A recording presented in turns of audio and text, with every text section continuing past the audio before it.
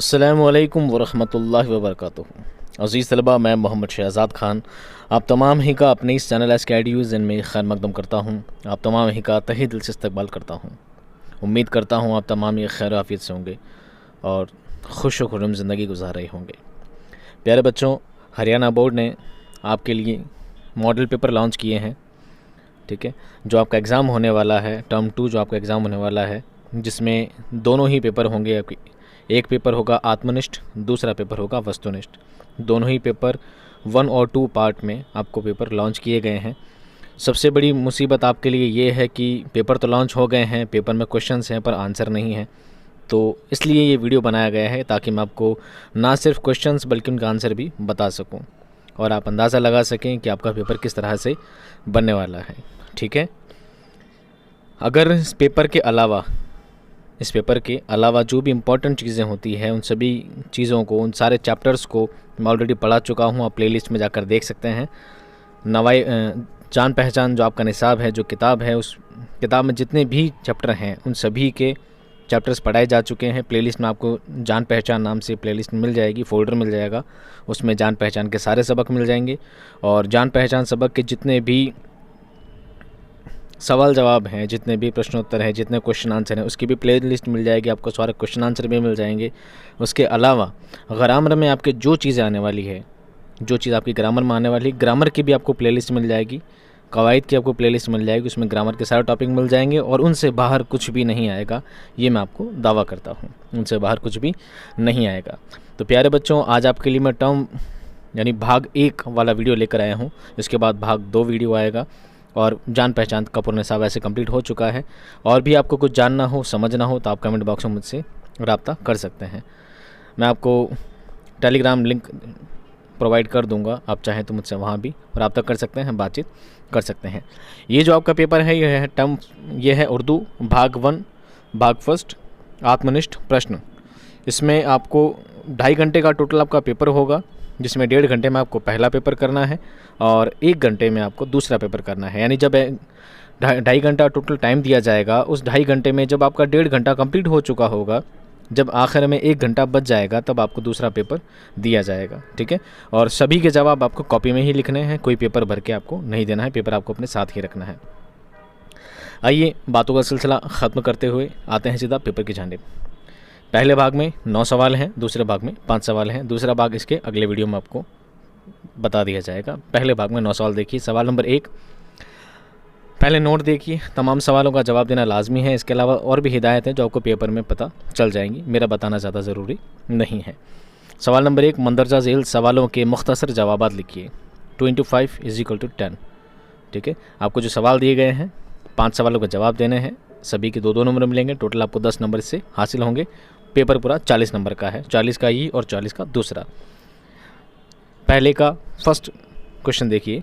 नज़्म के पहले बंद में दुनिया को किस तरह की बस्ती बताया गया है? जवाब, नज़ीर अकबर आबादी। इस बंद के पहले हिस्से में कहते हैं कि मियाँ जी, ये दुनिया जिसका नाम है, ये एक अलग ही तरह की बस्ती है। ये बस्ती महंगे लोगों यानी दौलतमंदों के लिए बहुत महंगी है और जो लोग सस्ते हैं यानी गरीब हैं, उनके लिए ये दुनिया सस्ती है।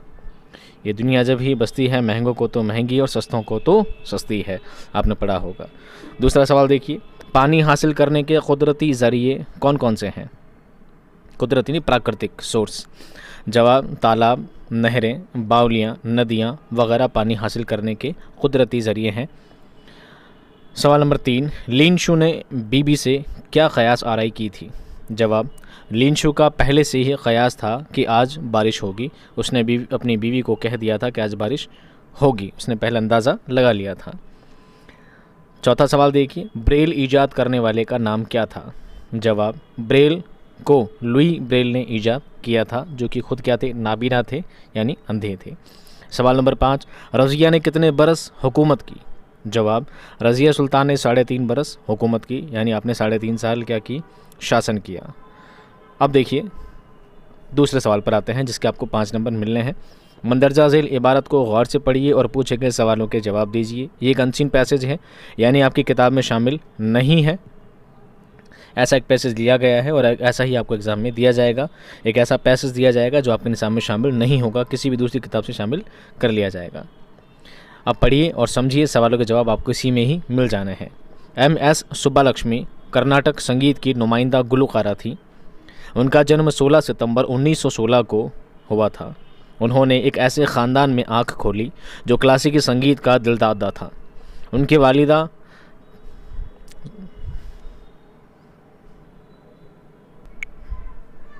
वीणा बजाने में और दादी वायलिन बजाने में कमाल रखती थीं। 2 भाई थे, वो भी मौसीकी के माहिर थे। सुब्बालक्ष्मी ने संगीत की इब्तदाई तरबियत अपनी माँ से हासिल की। तो ये क्या है, आपका पैसेज है, यानी इसको ढंग से पढ़ना है, समझना है और इसको याद रखने की कोई ज़रूरत नहीं है। इसको समझने की ज़्यादा डिटेल में जाने की कोई ज़रूरत नहीं है। बस इसके नीचे जो आपको सवाल दिए गए हैं, इन सवालों को पढ़ना है और सवालों को पढ़ के कंफ्यूज नहीं होना है कि बेटा ये सवाल कहाँ से आ गए, ये तो हमने कभी पढ़े ही नहीं थे। तो इन सवालों के जवाब आपको इस पैसेज में ही मिलेंगे अगर आप ध्यान से देखेंगे। सवाल नंबर 1, MS सुब्बालक्ष्मी कर्नाटक की क्या थी? जवाब, MS सुब्बालक्ष्मी कर्नाटक संगीत की नुमाइंदा गुलकारा थी। ये आपको पहले ही लाइन में मिल जाएगा। सवाल नंबर 2, MS सुब्बालक्ष्मी का जन्म कब हुआ? MS सुब्बालक्ष्मी का जन्म 16 सितंबर 1916 को हुआ था। सवाल नंबर 3, MS सुब्बालक्ष्मी ने कैसे ख़ानदान में आँख खोली? जवाब, उन्होंने एक ऐसे ख़ानदान में आँख खोली जो क्लासिकी संगीत का दिलदादा था। सवाल नंबर 4, MS सुब्बालक्ष्मी के वालिदा और दादी क्या क्या चीज़ बजाने में कमाल रखती थी? जवाब, उनकी वालिदा वीणा बजाने में और दादी वायलिन बजाने में कमाल रखती थी। आखिरी सवाल देखिए, सवाल नंबर 5, MS सुब्बालक्ष्मी ने इब्तदाई संगीत की तरबियत किससे हासिल की? जवाब, MS सुब्बालक्ष्मी ने संगीत की इब्तदाई यानी प्रारंभिक तरबियत अपनी माँ से हासिल की। तो ये क्या था, आपका पैसेज था और पैसेज से ही इसके सवाल पूछे गए हैं। क्योंकि सवालों के जवाब साथ दिए गए हैं इसलिए आपको उन सभी के 1-1 नंबर ही मिलेंगे। अब आते हैं हम सवाल नंबर 3 पर।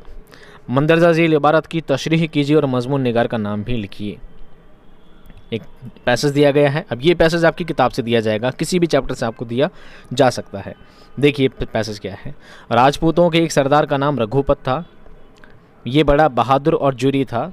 उसने कुछ लोग अपनी फ़ौज में दाखिल कर लिए थे और उनके साथ लेकर लड़ा करता था। उसने बहादुरी में ऐसा नाम पैदा कर लिया था कि बड़े बड़े मुग़ल उसका नाम सुनकर घबरा जाते थे। अकबर के सिपाहियों ने बड़ी कोशिश की कि किसी तरह उसको पकड़ लें, मगर वो एक जगह कब रहता था कि उसे पकड़ सकते। तो किसी भी चैप्टर से आपको 3-4 लाइनों का पैसेज दे दिया जाएगा। अब आपको उसकी तशरीह करनी है। तशरीह से पहले आपको क्या करना है, हवाला देना है। हवाला कैसे लिखेंगे, देखिए हवाला, ये इक़्तिबास हमारी किताब में शामिल है और सबक कौल का पास से लिया गया है। इसके मुसन्निफ़ का नाम मुंशी प्रेमचंद है। ठीक है, पहले सबक के और मुसन्निफ़ के नाम बारे में बताएंगे। अब करेंगे तशरीह, यानी जो बात लिखी है उसको अपनी ही भाषा में, अपनी ज़बान में, आसान लफ्ज़ों में उसको वापस लिखना है, दोबारा रिक्रिएट करना है। कुछ भी याद करने वाला काम नहीं है, बात को पढ़ना है और अपने ढंग से वापस लिखना है। देखो मैंने कैसे लिखा है और आपको कैसे लिखना है, आप अपने तरीके से लिख सकते हैं। मैंने अपने तरीके से लिखा है, मैं आपके जितना ज़्यादा पढ़ा लिखा नहीं हूँ। ठीक है, तो मैंने अपनी भाषा में कैसे लिखा है देखिए। मुग़ल ख़ानदान के बादशाहों में अकबर बहुत मशहूर हुआ है। उसने लड़ाइयाँ लड़कर हिंदुस्तान के बहुत से बड़े हिस्से को फ़तह करके अपनी हुकूमत कायम कर ली थी। सिर्फ राजस्थान बचा रह गया था। इसे जीतने और हुकूमत कायम करने की चाहत हुई। राजस्थान में राजपूतों का एक सरदार था जिसका नाम रघुपत था और वो बहुत बहादुर और बहुत दिलेर था। उसने कुछ सिपाहियों को अपने साथ मिलाकर अपनी एक फ़ौज बनाई जिनसे वो लड़ाई लड़ा करता था। रघुपत इतना बहादुर था कि हर तरफ उसकी बहादुरी के चर्चे हुआ करते थे। मुग़ल बादशाह अकबर के सिपाहियों ने उसे पकड़ने की बहुत कोशिश की, लेकिन वो हमेशा जंगलों में छुपकर वार किया करता था, इसलिए उसे पकड़ना बहुत मुश्किल हो गया था। ठीक है, इसको आसान लफ्ज़ों में वापस ऐसे ही वापस दोबारा लिख देना है, अलग से कुछ याद नहीं करना है। अब आते हैं सवाल नंबर 4 पर। मंदरजा झील में से किसी एक शहरी हिस्से की तशरीह हवाले के साथ कीजिए। आपको अलिफ के नीचे 4 लाइनें दिख रही है, इसके बाद बा आएगा, बा की भी 4 लाइनें हैं। आपको अलिफ या बा किसी एक में से किसी एक की तशरीह करनी है हवाले के साथ। हवाला यानी किस नज़्म से लिया गया है, किस गज़ल से लिया गया है ये बताना है, उसके शायर कौन है ये बताना है, उसके बाद उसकी तशरीह भी करनी है कि उसमें शायर कहना क्या चाहता है। देखिए हम दोनों की करेंगे क्योंकि मैं आपको पेपर पूरा क्लियर करवाऊंगा। जो इसमें कहा गया है कि 7 में से 5 के जवाब देने, मैं आपको 7 का जवाब दूंगा ताकि आप क्या पता आपका कौन सा सवाल एग्ज़ाम में आ जाए। ठीक है, मेरा मकसद है आपके एग्ज़ाम में बहुत अच्छे नंबर आए, ऐसी मेरी कोशिश है और मेरी आपके लिए दुआ है। अलिफ का देखिए, हस्ती अपनी हुबाब की सी है, ये नुमाइश शराब की सी है, नाजुकी उसके लब की क्या कहिए, पंखुड़ी एक गुलाब की सी है। ठीक है, बहुत खूबसूरत शेर है। अब क्या करेंगे, इसकी तशरीह करेंगे हवाले के साथ। सबसे पहले लिखेंगे हवाला, यह गज़ल हमारी किताब में शामिल है और इसके शायर का नाम मीर तक़ी मीर है। ठीक है, तशरीह कैसे करेंगे, देखिए, अपने गज़ल के इस मतले में कहते हैं, मीर कहते हैं, हमारी ज़िंदगी या हमारी हस्ती एक पानी का बुलबुला है और इसका दिखावा पानी के धोखे यानी शराब की तरह है, जो दूर से नज़र आता है और नज़दीक जाते जाते गायब हो जाता है। मीर अपने इस शेर में कहते हैं कि मेरे महबूब के होंठ की नज़ाकत कुछ ऐसी है जैसे गुलाब की पंखुड़ी में नज़ाकत होती है। जिस तरह गुलाब की पंखुड़ी बहुत ही नाजुक होती है, इतने ही नाजुक मेरे महबूब के होंठ हैं। ठीक है, आप चाहें तो वो कर सकते हैं। उसके बाद बा है, आप चाहें तो इसे छोड़ सकते हैं, पर मैं नहीं छोड़ूंगा, मैं आपको पूरा कराऊंगा। बा देखिए, तेरी हस्ती तेरी बिसात है क्या मेरी शान के आगे। जानते हैं किससे, पहाड़ों की लहरी का है, तेरी बिसात है क्या मेरी शान के आगे, ज़मी है पस्त मेरी आन बान के आगे, जो बात मुझ में है तुझको वो है नसीब कहाँ, भला पहाड़ कहाँ जानवर गरीब कहाँ। बहुत ही शानदार नज़्म है, मैंने इसको पढ़ाया था तो मुझे बहुत खुशी हुई थी और पढ़ाने में मुझे बहुत मज़ा आया था। पता नहीं आपको पढ़ के मज़ा आया नहीं आया, बताइए कमेंट में। हवाला कैसे लिखेंगे, ये नज़्म हमारी किताब जान पहचान में शामिल है और सबक नज़्म से लिया गया है, इसके शायर अल्लामा इकबाल हैं और नज़्म का नाम है पहाड़ और गिलहरी, जो मैंने यहाँ मेंशन नहीं किया है, आप मेंशन कर दें तो आपके लिए बेहतर होगा। तशरीह, ऐ गिलहरी मेरी आन बान शान के आगे तेरी बिसात और हैसियत ही क्या है। हकीकत तो यह है कि मेरी आँखों मेरी आन बान शान के आगे ये ज़मीन भी बहुत नीची दिखाई देती है, इतनी बड़ी मेरी हस्ती है। पहाड़ की गिलहरी से ये बात कहता है। दूसरी पंक्ति में, दूसरी लाइंस में क्या कहते हैं, ऐ गिलहरी मुझ में जो बात है वो बात तुझको नसीब नहीं हो सकती। मैं एक बहुत बड़ा पहाड़ हूँ, मेरे सामने तुझ जैसा छोटा सा गरीब जानवर क्या हैसियत रखता है, क्या औकात रखता है। तेरी औकात तेरी बिसात मेरे सामने कुछ भी नहीं है। ऐसी बात पहाड़ और गिलहरी से कहता है। सवाल नंबर 5 पर आते हैं। मंदरजा झेल लफ्ज़ों में से किसी एक की तारीफ़ मिसाल के साथ लिखिए। आपको 3 लफ्ज़ दिए गए हैं, 3 में से किसी एक की तारीफ़ लिख दोगे आपको 3 नंबर मिल जाएंगे, पर मैं आपको तीनों की बताऊंगा। ठीक है, पहला है इस्म। जवाब क्या लिखेंगे, इस्म वो कलमा या लफ्ज़ है, इस्म वो कलमा या लफ्ज़ जिससे किसी शख्स, चीज़ या जगह का नाम मालूम हो, इस्म कहलाता है। या जिस लफ्ज़ से किसी शख्स का नाम, किसी चीज़ का नाम या किसी जगह का नाम ज़ाहिर होता हो, क्या कहलाता है, इस्म कहलाता है। जैसे गालिब, कलम, ताजमहल, दहली, आम वगैरह वगैरह, कुछ भी आप नाम यहाँ पर लिख सकते हो, ये सभी क्या कहलाते हैं, इस्म कहलाते हैं। और 2 लाइन के आपको आराम से 3 नंबर मिल जाएंगे। दूसरा लफ्ज़ है, अगर वो नहीं आता है तो आप ज़मीर बता सकते हैं। ज़मीर किसे कहते हैं, वो लफ्ज़ जो इस्म की जगह इस्तेमाल होते हैं ज़मीर कहलाते हैं। ये उससे भी आसान है, जो लफ्ज़ इस्म की जगह इस्तेमाल होते हैं वो ज़मीर कहलाते हैं। जैसे मैं, हम, तुम, हमारा, उसका, उनका, वो, आप, ये, तुम। ठीक है, ये, वो, यह, वह, सब चीज़ें क्या कहलाती है, ज़मीर कहलाती है। अब है सिफत। इस्म यानी जिसे नाउन कहा जाता है, संज्ञा कहा जाता है। ज़मीर को आप क्या कह सकते हैं, सर्वनाम कह सकते हैं। और सिफत कहते हैं विशेषण को, सिफत कहते हैं विशेषण को। तो जो परिभाषा विशेषण की है वही परिभाषा सिफत की है, अलग से कुछ भी नहीं है, बस लफ्ज़ आपको उर्दू के इस्तेमाल करने हैं। जवाब कैसे लिखेंगे, सिफत का वो लफ्ज़ जिससे किसी इस्म की अच्छाई, बुराई या खसूसियात ज़ाहिर हो, सिफत कहलाते हैं। जिससे गुण, दोष और प्रकृति का पता चलता हो, क्या कहलाती है, विशेषण कहलाता है। ऐसे ही उसकी अच्छाई, बुराई या खसूसियत, खासियत पता लगती है, सिफत कहलाती है। जैसे छोटा बच्चा, काला आदमी, खूबसूरत लड़की, बड़ा मैदान वगैरह। तो बच्चा सिर्फ बच्चा ही है, लेकिन छोटा लगाने से उसकी विशेषता पता लग गई, उसकी सिफत पता लग गई कि बच्चा कैसा है, छोटा है। आदमी कैसा है, काला है। तो ये काला जो लफ्ज़ है ये क्या कहलाएगा, उसकी सिफत कहलाएगी। क्या कहलाएगी, सिफत कहलाएगी। अगला लफ्ज़ देखिए, अगला सवाल नंबर 6। मंदरजा झेल मुहावरों में से किसी 3 के मानी लिखिए और जुमलों में इस्तेमाल कीजिए। आपको मुहावरे का मानी बताना है और साथ में जुमले में इस्तेमाल भी करना है। पहला मुहावरा है पाँव उखड़ना। क्या है, पाँव उखड़ना। इसका जवाब है मानी, इसका मानी है शिकस्त होना। इसका मतलब क्या है, शिकस्त होना यानी पराजय होना, हार जाना। जुमले में देखिए, बादशाह की फ़ौज ने बहादुरी से जंग में फ़तह हासिल की और दुश्मन फ़ौज के मैदान में पाँव उखड़ गए, यानी दुश्मन फ़ौज क्या हो गई, हार गई, ठीक है, पराजय हो गई। दूसरा लफ्ज़ क्या है, ढारस बंधाना। इसका जवाब होता है, इसका मतलब होता है तसल्ली देना या दिलासा देना। राधा, इसको जुमले में इस्तेमाल कैसे करेंगे, राधा के शौहर के इंतकाल के बाद उसकी माँ ने उसे ढारस बंधाया, उसे तसल्ली दी कि बेटा रो मत, जो भी हुआ है बेहतर है, खुदा तुझे सब्र जमील अता करे। तीसरा मुहावरा है कौल देना। जवाब इसका है वादा करना। कौल देने का मतलब होता है वादा करना। जुमला, रघुपत ने सिपाही से कौल किया कि मैं ज़रूर लौट कर आऊँगा, ठीक है, ये जुमले में क्या हो गया, इस्तेमाल हो गया। अगला लफ्ज़ देखिए, अगला मुहावरा देखिए, दिल भर आना। इसका मतलब होता है गमगीन होना या दुखी होना। जुमले में इस्तेमाल कैसे करेंगे, किसी को दुखी देख कर ही मेरा तो दिल भर आता है, यानी किसी को दुखी देख कर मेरा भी दिल भर आता है, मैं खुद दुखी हो जाता हूँ, गमगीन हो जाता हूँ, ठीक है। ये थे सारे जुमले, सारे मुहावरे, उनके जुमले में इस्तेमाल। आपको जो बेहतर लगे, परीक्षा में कोई सा भी आ सकता है, और आप मेरी वीडियो में प्लेलिस्ट में जाकर देखेंगे तो आपको और भी मुहावरे मिल जाएंगे, आप वहाँ से जाकर हल कर सकते हैं। अब आते हैं सवाल नंबर 7 पर। मंदरजा झेल में से किसी एक की तारीफ़ लिखिए। आपको सिर्फ एक की तारीफ़ लिखनी है, मैं बताऊंगा 3 की, ठीक है। पहला लफ्ज़ है नज़्म। नज़्म की तारीफ़ क्या है? जवाब, नज़्म अरबी ज़बान का लफ्ज़ है जिसका मानी है लड़ी में मोती पिरोना। नज़्म शायरी की इस सन्फ़ को कहते हैं जिसमें किसी ख़ास मौजू पर तसलसल के साथ इजहार किया जाए, इजहार ख़याल को पेश किया जाए, उसे ही नज़्म कहा जाता है। दूसरा लफ्ज़ है रुबाई।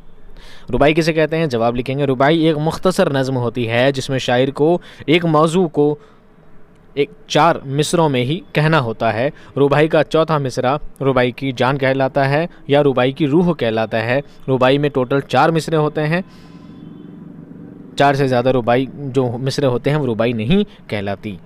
अब आते हैं तीसरा लफ्ज़ है गज़ल। अब गज़ल किसे कहते हैं आपको परिभाषा या इनकी तारीफ़ बतानी है। जवाब, गज़ल अरबी ज़बान का लफ्ज़ है जिसका मानी है औरतों की बातें करना या औरतों से बातें करना। इस्तिलाही शायरी में गज़ल उस नज़्म को कहते हैं जिसमें हुस्न इश्क, तसव्वुफ़, फ़लसफ़ा, सियासत व माशरत पर इज़हार ख़याल किया जाए, लेकिन गज़ल का ख़ास मौजू हुस्न इश्क का बयान ही है, या आप यूँ लिख सकते हैं हुस्न इश्क के बयान को जिस शायरी या सिन्फ़ में लिखा जाता है वही गज़ल कहलाती है। अब जो सवाल हैं बेटा ये हैं सवाल नंबर 8, और यहाँ पर आपको 3 ऑप्शन दिए गए हैं। कितने ऑप्शन दिए गए हैं? 3 दिए गए हैं। आपको तीनों पर मज़मून लिखने हैं। आपको 3 में से किसी एक पर मज़मून लिखना है। मैं आपको तीनों पर मज़मून बताऊंगा काफ़ी तफसील के साथ, डिटेल के साथ। अब आप सीट पकड़ के बैठ जाइए, ठीक है। आपको डिटेल में पूरा मज़मून बताया जाएगा। आप पूरे सुनिए ढंग से, जितना आप सुनेंगे उतना तो आप नहीं लिख पाएंगे, पर हाँ कुछ कम तो आप लिख ही लेंगे, इसलिए पूरा सुनिए और ध्यान से सुनिए। पहला मज़मून है हमारा स्कूल। अगर आपको आता है बेहतर तो आप लिख लीजिएगा, नहीं आता है तो मैं आपको पढ़ के बता देता हूँ। मैं आपको तीनों मज़मून के बारे में बताऊँगा। और सवाल नंबर 9 है, वो है फ़ीस माफ़ी की अर्ज़ी। मैं वो भी आपको बता दूँगा इस वीडियो के लास्ट में। कैसे लिखेंगे मज़मून देखिए, मैं फ़लाँ डॉट डॉट लगाया ना, तो यहाँ पे आप कुछ भी लिख सकते हैं। मैं मॉडर्न स्कूल में पढ़ता हूँ, मैं modern public high school Rajasthan का तालिब इल्म हूँ, ठीक है। मैं नेशनल स्कूल का तालिब इल्म हूँ, मैं कुछ भी स्कूल का आपका नाम हो सकता है, ठीक है। आप किसी भी स्कूल का नाम लिख सकते हैं जो भी आपको बेहतर लगे। हर शख्स को अपना घर, अपना मोहल्ला, अपना शहर और अपना देश प्यारा होता है। उसी तरह हर तालिब इल्म को अपना स्कूल प्यारा होता है। मुझे भी अपने स्कूल के साथ ख़ास लगाव है। इस स्कूल के टीचर हमें अपने बच्चों की तरह पढ़ाते हैं। हम में से हर एक की तरफ ख़ास ध्यान देते हैं। वो हमारे दुख सुख के साथी हैं, निहायत ही मेहनती और लायक हैं। हेडमास्टर साहब को जब भी दफ्तर के वक्त में फ़ुर्सत मिलती है तो वो मुताला करने लगते हैं। उनके घर और ऑफिस में तो किताबों के ढेर लगे रहते हैं। आप इतने अच्छे हैं कि जो कुछ भी घर में रहकर या स्कूल आकर पढ़ते हैं उस बारे में वो दूसरे दिन सुबह की असेंबली में सुना देते हैं। इस तरह से हमारी वाक़फ़ियत हर रोज़ इजाफ़ा होता रहता है और हमें नई नई बातों के बारे में पता चलता रहता है। हमारे उस्ताद साहिबान भी जो कुछ पढ़ते हैं उस बारे में क्लास में अक्सर बता दिया करते हैं। इस तरह ज़माने तालिब इल्मी में ही हमारी मालूमात काफ़ी वसी हो गई हैं और हम हर मौजू के बारे में थोड़ा बहुत ज़रूर जानते हैं। अगर ये कहा जाए कि हमारे स्कूल में वैसी ही पढ़ाई होती है जैसी होनी चाहिए तो गलत ना होगा, क्योंकि तालीम का असल मकसद भी यही है कि तालिब इल्म के दिमाग की परवरिश हो और वो लगातार होती रहती है। तालिब इल्म यानी स्टूडेंट। हमारा स्कूल काफ़ी पुराना इदारा है, शायद इस शहर का सबसे पुराना स्कूल है। इसकी इमारत काफ़ी बड़ी है। एक कुशादा हॉल है जिसमें 3-4 300 तालिबान बैठ सकते हैं, 300-400 तालिब इल्म बैठ सकते हैं। हमारे सालाना इम्तिहान इसी हॉल में होते हैं। कभी कभार शहर वाले कोई इजलास यहाँ बुला लेते हैं। हाई स्कूल में 30-40 कमरे हैं। ये निहायत साफ़ सुथरे हैं। सुबह साफ़ सफाई करने वाला उन्हें साफ़ करता है और फिर शाम के वक्त जब स्कूल में छुट्टी हो जाती है तो वो दोबारा सफाई करता है। स्कूल का चपरासी मुदय्यन बारी बारी सारे कमरों में मेज़ों पर पड़ी हुई धूल झाड़ता है। सुबह के वक्त कमरों में सफाई करने के बाद मामूली छिड़काव भी कर देता है। कभी कभी स्कूल का माली उसका हाथ बटाता है और चपरासी छुट्टी वाले दिन माली की हर तरह से मदद करता है। सफाई के साथ साथ स्कूल में पढ़ाई के बेहतर तरीके अपनाए जाते हैं। पढ़ाई के वक्त नालायक तलबा का ख़ास ख्याल रखा जाता है। फालतू टाइम देकर उनकी कमी दूर की जाती है। हर 2-3 माह बाद वालिदैन को अपने बच्चे की पढ़ाई और उसकी तरक्की वगैरह के बारे में इत्तला दी जाती है। स्कूल में हर आखिरी इतवार को वालिदैन उस्ताद का इजलास बुलाया जाता है, ठीक है, पेरेंट्स एंड गार्जियंस मीटिंग बुलाया जाता है। इस तरह वालिदैन उस्ताद साहिबान के ताल्लुकात ज़्यादा गहरे होते जाते हैं। अगर कोई लड़का गलत हो या पढ़ाई में कमज़ोर हो तो उसके वालिदैन से सुलह करके सुधारने की कोशिश की जाती है। तालीम की तरफ ख़ास ध्यान देने की वजह से स्कूल के नताइज दूसरे स्कूलों के मुकाबले में निहायत ही आला आते हैं। बहुत से तलबा हर साल मेरिट लिस्ट में आते हैं। इस स्कूल की लाइब्रेरी भी काफ़ी मशहूर है। यहाँ उर्दू, हिंदी, अंग्रेज़ी, पंजाबी वगैरह की बहुत सी किताबें मौजूद हैं। बच्चों के बहुत से रसाइल भी आते हैं। 3-4 अखबारात भी हर रोज़ ख़रीदी जाती है। हर तालिब इल्म को कहा गया है कि वो हफ्ता में एक किताब लाइब्रेरी से लेकर ज़रूर पढ़ें। लाइब्रेरी क्लर्क हर वक्त वहाँ मौजूद होता है और जब भी कोई तालिब इल्म किताब लेने या बदलने के लिए जाता है तो वो खंदा पेशानी से पेश आता है और उसे उसकी ज़ौक़ के मुताबिक अच्छी सी किताब देता है। मैं तो खुदा के आगे यही दुआ करूँगा कि ये स्कूल सदा सलामत रहे, हमारे हर उस्ताद की उम्र दराज हो और इस स्कूल के तालिब इल्म ज़िंदगी में तरक्की करके अपने वालिदैन और स्कूल का नाम रोशन करें। आमीन। ये तो मैंने लिखा है। मैंने आपको इतना लंबा, बच्चे बोलेंगे सर इतना बड़ा निबंध, इतना बड़ा मजमून, इतना बड़ा ऐसे कैसे हो सकता है, ऐसे कैसे हो सकता है ना। वो ऐसे कैसे नहीं है, ESSAY ऐसे है, तो ऐसे कैसे हो सकता है।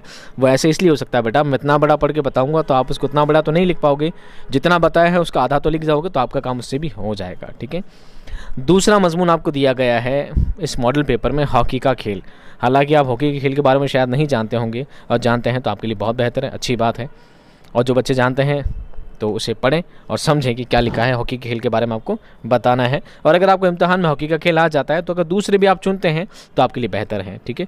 ज़रूर नहीं आपको जो दिया गया वही लिखना है। जो आपको 3 ऑप्शन दिए जाएंगे, 3 में से कोई एक का आपको जवाब देना है। आइए हॉकी का खेल पढ़ते हैं।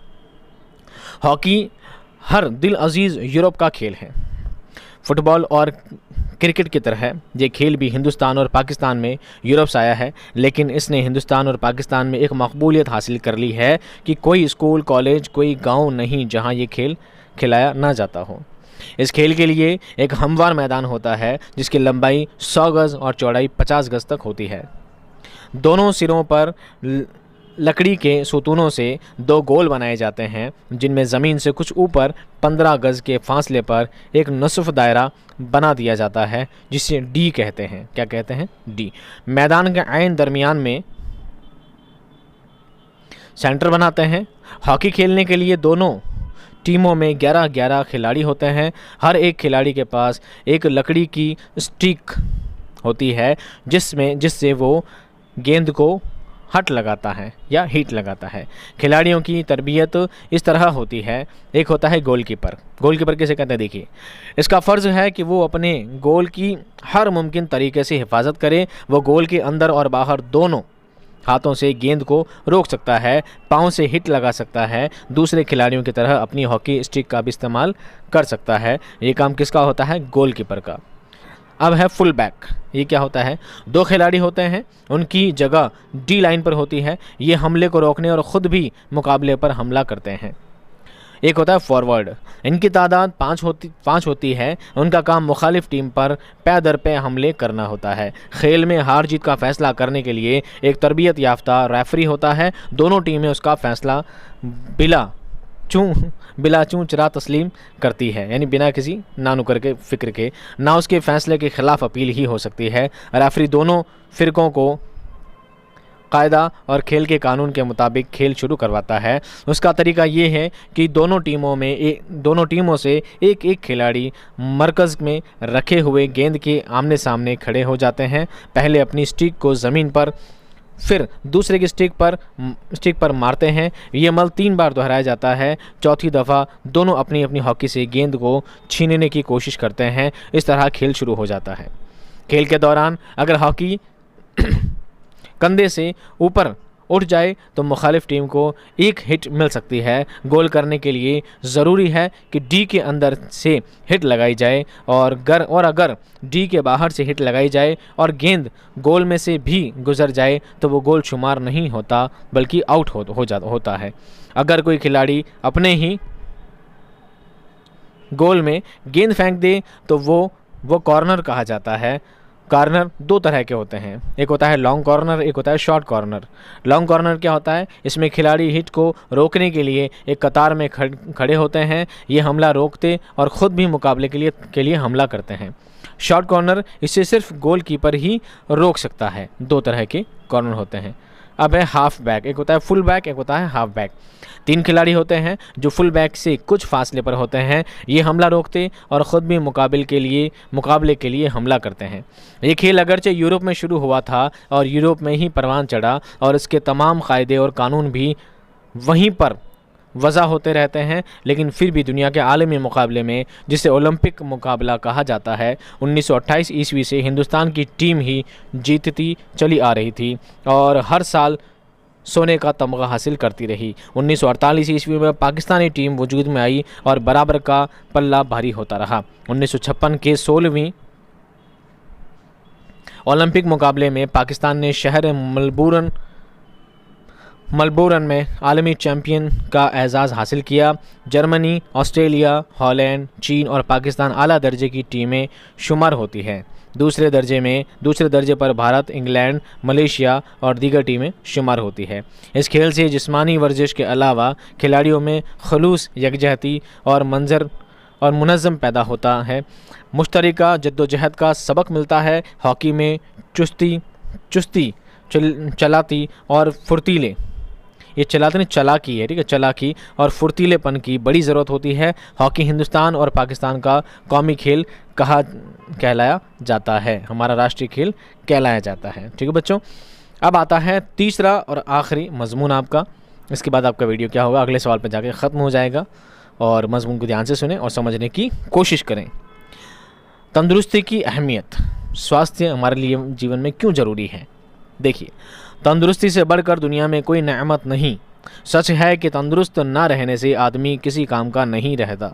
हर शख्स इस बात को अच्छी तरह जानता और समझता है, मगर फिर भी बाज़ लोग इससे इतनी गफलत करते हैं, ख़ुद भी मर्ज़ और मुसीबत में मुब्तला रहते हैं और दूसरों के लिए भी वबाल हो जाते हैं। सेहत कायम रखने के लिए 3 चीज़ें ज़रूरी हैं। एक तो ये कि आदमी जो खाना खाए वो ऐसा हो कि सेहत को नुकसान ना पहुंचाए, और दूसरे वर्जिश से अपने बदन को मजबूत रखे। तीसरी और उन सब से ज़्यादा ज़रूरी चीज़ सफाई है। क्या ज़रूरी है? सफाई। अगर ज़िंदगी में सफाई है तो इंसान की सेहत बरकरार रहेगी, अच्छी रहेगी। सफाई के माने हैं साफ़ रहना, और साफ़ रहने में सब ही कुछ आ जाता है। सबसे पहली चीज़ जिसको साफ़ रहना और रखना चाहिए वो इंसान का जिस्म है, यानी शरीर है। हमारे जिस्म में बेशुमार छोटे छोटे सुराख हैं जिनको मुसाम कहते हैं। उन मुसामों का हर वक्त खुला रहना निहायत ज़रूरी है, क्योंकि उन्हीं के ज़रिए पसीना बाहर निकलता है जो अंदर का बहुत मैल कुचैल अपने साथ बाहर ले आता है। मुसाम यानी रंध्र, जिसे विज्ञान की भाषा में रंध्र कहा जाता है। क्या कहा जाता है? रंध्र।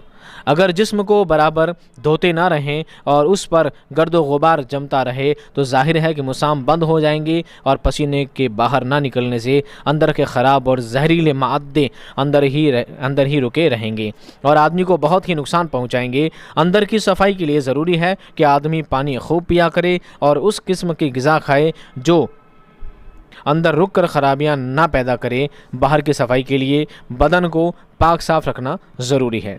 बाज़ लोग सुबह को उठकर एक बार हाथ मुंह धो लेना काफ़ी समझते हैं, मगर उनका यह ख्याल और ये तरीका गलत है। ख़ुद हवा में इस कदर गर्दो गुबार होता है कि घर में बैठे बैठे जिस्म के मुसामों को बंद कर देने के लिए काफ़ी है और बाहर का तो कुछ पूछना ही नहीं। आदमियों, जानवरों और गाड़ियों के चलने फिरने से जितनी गर्द और मिट्टी उड़ती है वो सब जिस्म ही पर पड़ती है और जमती है। इसके अलावा मिट्टी, गोबर और कूड़े करकट, बेशुमार नन्हे नन्हे जहरीले कीड़े हर वक्त हवा में उड़ते फिरते हैं। सड़कों और गलियों में चलते फिरते ये सब कीड़े बदन पर पड़कर चिमटे रह जाते हैं और सांस के साथ अंदर भी चले जाते हैं। इसलिए ये कायदा बना लो कि जब कभी बाहर से चल फिर कर आओ, घर पहुंचते ही फ़ौरन साबुन से खूब अच्छी तरह मुंह हाथ धो डालो और खूब कुलियाँ करो ताकि गर्द व गुबार धुल जाए। मगर साफ़ मुंह हाथ धो डालना ही काफ़ी नहीं है, बल्कि उससे भी ज़्यादा फ़ायदा नहाने से होता है, क्योंकि उससे पूरे जिस्म की सफाई हो जाती है। हर रोज़ कम अज़ कम एक दफ़ा ज़रूर नहाना चाहिए। जहाँ तक हो सके सर्द पानी ही से गुस्ल करने की आदत डालो, लेकिन मैले गुदले खड़े हुए पानी में हरगिज़ ना नहाना चाहिए और ऐसे मुकाम से फिर भी परहेज़ करना चाहिए जहां मवेशी आकर पानी पीते हैं। ऐसी जगह में नहाने से बजाय सफाई की और गलाज़त लग जाती है और सेहत को सख्त नुकसान पहुंचता है। जिस्म की सफाई बेकार है जब तक कि वो रहने सहने की जगह और मकान साफ़ ना हो। अपने कमरे, मकान और उसके आसपास की ज़मीन को साफ़ सुथरे रखना चाहिए। उनकी सफाई का ख्याल ना रखना गोया बीमारी को बुलाना है। हवा और धूप सफाई में बहुत मदद देते हैं, इसलिए मकान ऐसा होना चाहिए कि हवा और धूप का अच्छी तरह हरगिज़ हो सके। मकान के अंदर बाहर किसी जगह ज़रा सा भी कूड़ा करकट ना पड़ा रहना चाहिए। हर हफ्ते तमाम जाले साफ़ कर देने चाहिए। रोज़मर्रा चीज़ झाड़ना और उसके नीचे की जगह साफ़ कर देनी चाहिए। कपड़ों को भी साफ़ सुथरा रखना बहुत ज़रूरी है। हम तुम्हें बता चुके हैं कि पसीने में बदन के अंदर का मैल और जहर होता है। जहाँ तक हो सके पसीने में भीगे कपड़े मत पहनो। उसके अलावा पसीने की बदबू से तबीयत उलटती है और दूसरों को भी नफ़रत होती है। मैले कुचले कपड़े वाले को कोई पसंद नहीं करता। इसी तरह नहा धोकर मैले और बदबूदार कपड़े पहनना और भी ज़्यादा नादानी की बात है। बदन और कपड़े साफ़ हों तो आदमी ख़ुद भी हल्का फुल्का और चुस्त चालाक रहता है और दूसरे भी उसे पसंद करते हैं। यही हाल किताब, कॉपी, कलम, दवात, कागज़ का है। मैला कागज़, गलीज़ किताब और दवात भी बस ये समझो कि बीमारी का घर है। इनसे भी तरह तरह की बीमारियां फैलती हैं। गरज ये कि इंसान अगर सेहत के साथ रहना चाहता है तो उसे चाहिए कि अपनी हर चीज़ को हर वक्त साफ़ सुथरा रखे, वरना इंसान से हैवान अच्छे हैं जो मकदूर भर अपनी सफाई का ख्याल रखते हैं। इस तरह आपका तीसरा मजमून भी क्या होता है, मुकम्मल होता है। आज के इस पेपर का हमारा आखिरी सवाल, आइए देखते हैं सवाल क्या कहता है और जवाब किस तरह आपको पता चलता है। सवाल है, अपने स्कूल के प्रिंसिपल को फीस माफ़ी के लिए, ये फर्स्ट माफ़ी का बड़ा, फीस माफ़ी के लिए एक दरख्वास्त लिखिए, एक अर्जी लिखिए, एप्लीकेशन लिखिए। कैसे लिखेंगे देखिए। सेवा में श्रीमान की जगह क्या लिखेंगे, बाखिदमत जनाब। जवाब कैसे लिखेंगे, बाखिदमत जनाब प्रिंसिपल साहब। जैसे जैसे एंटर दिया गया है, जैसे जैसे लाइन चेंज की गई है, आपको भी ऐसी लाइन क्या करनी है, चेंज करते जाना है। इसी हिसाब से पूरा लिखा गया है, ठीक है। बाखिदमत जनाब प्रिंसिपल साहब। तीसरी में Muslim senior secondary school Ajmer Rajasthan. आप कुछ भी आप लिख सकते हैं, हरियाणा लिख सकते हैं, हरियाणा कोई शहर लिख सकते हैं, ठीक है। मैंने राजस्थान लिख दिया है, आप जहाँ से भी हो वहाँ से आप लिख सकते हैं। बाबत फ़ीस माफ़ी के लिए बाबत क्या लिखना है, फ़ीस माफ़ी के लिए लिखना है कि आपको किस काम के लिए अर्ज़ी लिखनी है, बाबत के लिए लिखना है। जनाब मोहतरम अस्सलामु अलैकुम वरहमतुल्लाहि वबरकातुहू। ठीक है, मैं नहीं कर रहा हूँ, अर्ज़ी में आपको लिखना है। बहुत अदब व एहतराम के साथ गुजारिश है कि मेरे वालिदैन की आमदनी इस कदर नहीं है कि वो स्कूल की फ़ीस अदा कर सकें, और ना वो इस लायक हैं कि मेरी किताबों, कापियों, कलम और स्कूल की ख़ास पोशाक का ख़र्च बर्दाश्त कर सकें। लेकिन मुझे तालीम हासिल करने की बड़ी ख्वाहिश है। मेरे वालिदैन की मुफलिसी और तंगदस्ती को देखते हुए मेरी फ़ीस माफ़ फरमाएँ और मेरे लिए दूसरी तालीमी चीज़ें भी मुहैया कराएँ। मुझ पर आपका बहुत बड़ा एहसान होगा और मैं तालीम हासिल करने में कामयाब हो सकूँगा। इतना लिखना काफ़ी है आपके लिए। ठीक है, मुझे यकीन है कि आप मेरी दरख्वास्त कबूल फरमाएंगे। शुक्रिया। मौर्रिखा 2 जून 2022। आपका फर्माबरदार शागिर्द। नाम इब्राहिम ख़ान, आप कुछ भी लिख सकते हैं। दर्जा दहम, चूँकि आप 10वीं क्लास में हैं तो आप कुछ भी यहाँ पर लिख सकते हैं। तो प्यारे बच्चों, इस तरह हमारा आज का मॉडल पेपर होता है कंप्लीट। थोड़ा वीडियो लंबा हो गया क्योंकि मैंने आपको पेपर में जो चीज़ें नहीं पूछी गई हैं मैंने वो भी चीज़ आपको बताने की कोशिश की है, ताकि आपके कौन सा सवाल कब आ जाए, कैसा आ जाए, पता नहीं चलता। इसलिए मैंने सारे सवाल हल करने की कोशिश की है। उम्मीद करता हूँ आप मेरी मेहनत को पसंद करेंगे और सेकंड वीडियो भी देखेंगे तो उसके अंदर भी आपको बाकी के सवाल मिल जाएंगे। मिलता हूँ एक नेक्स्ट वीडियो में आपको शानदार कंटेंट के साथ, ज़बरदस्त वीडियो के साथ। तब तक खुश रहिए, आबाद रहिए। जो भी कमियाँ हों, जो भी क्यूरीज़ हों, जो भी सवालात हो, आप कमेंट बॉक्स में मुझसे ज़रूर करिए। अपने दोस्तों में से ज़रूर शेयर करिए ताकि एग्ज़ाम के लिए, इम्तहान के लिए बेहतर से बेहतर कंटेंट उनको मिलता रहे। मिलता हूँ नेक्स्ट वीडियो में, तब तक खुश रहिए, आबाद रहिए। खुदा हाफ़िज़।